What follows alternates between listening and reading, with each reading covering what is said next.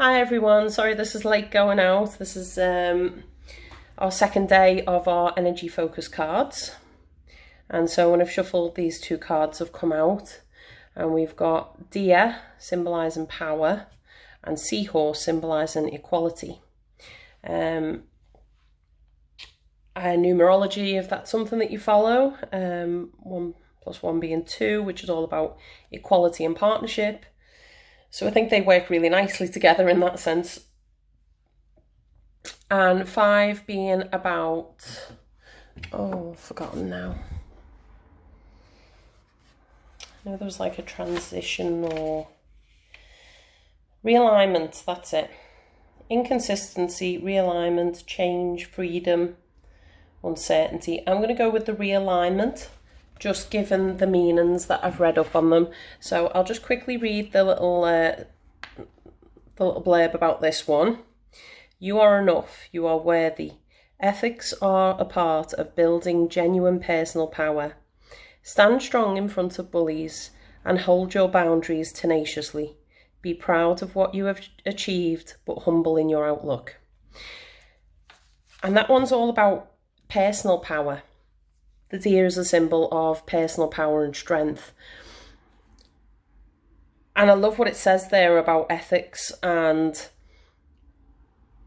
keeping our boundaries, especially when placed with this one, the equality one, which is about equality within a relationship. And I think it's important in relationships to have our personal boundaries and to have our own power.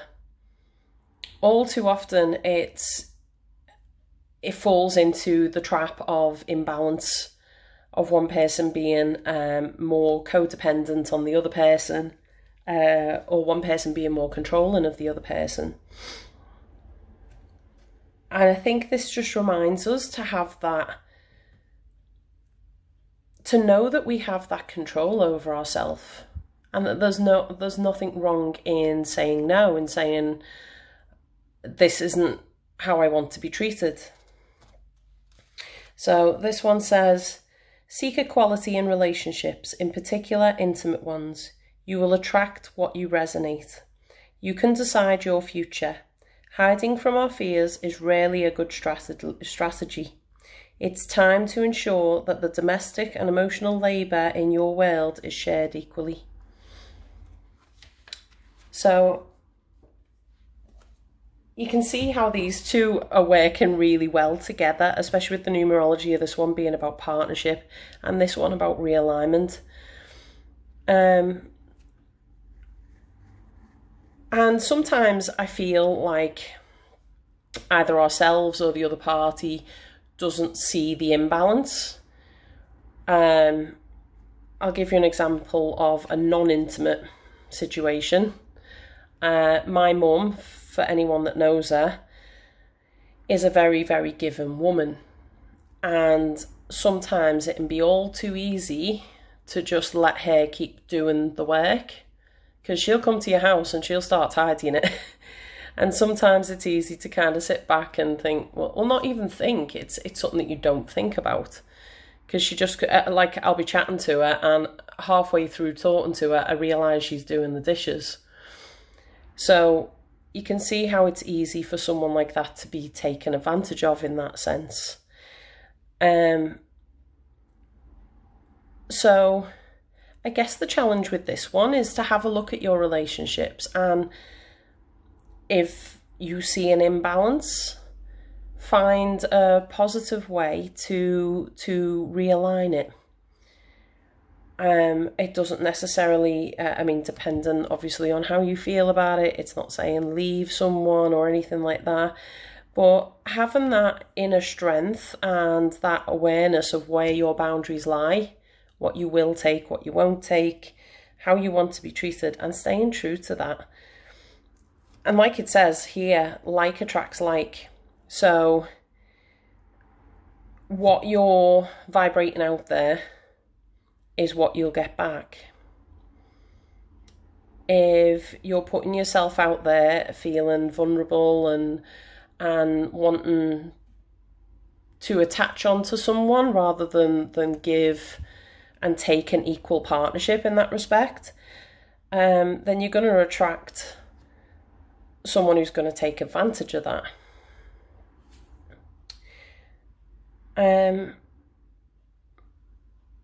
Yeah, I'm not 100% sure if I can get any more from that, really. I think them two work really well in conjunction with each other.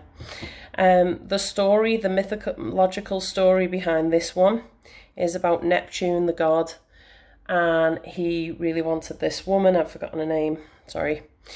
But she was a little bit afraid of him and afraid that she'd lose everything that she loved. So she went and hid. And he sent his favourite dolphin to go and speak to her, to speak to her seahorses, because it's mythology. She was close with the seahorses. So they explained about her fears of if she got with Neptune, how he might treat her. And the dolphin assured them that she'd be well looked after and it'd be a good union. And he held true to his word in that respect, and he honoured her and respected her and let her have her freedom. I'll say let her, because it's not his to take away anyway. I mean, that's another point, is ownership.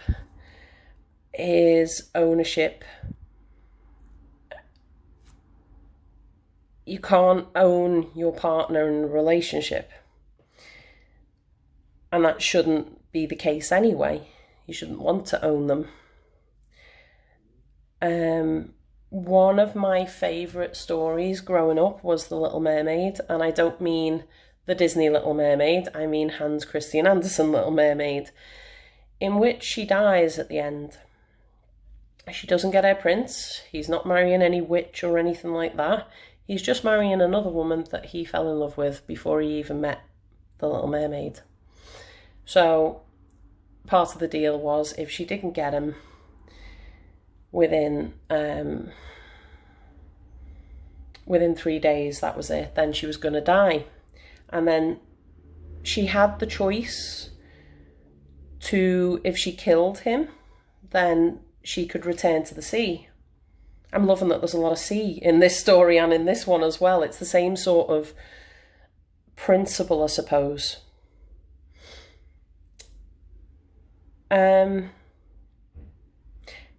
Sorry, I've lost my train of thought there.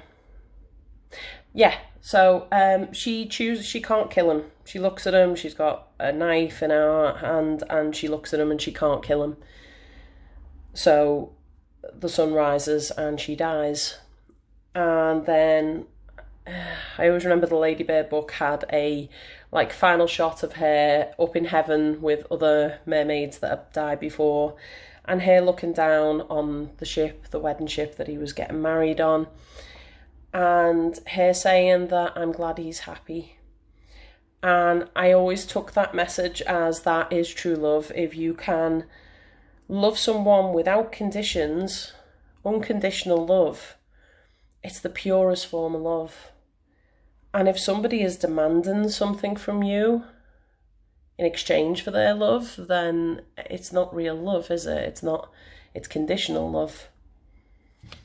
So, yeah, please let me know please discuss that in the comments if you want. Discuss those energies, discuss how you interpret them, power and equality together. Share any wisdom with the group if you want to.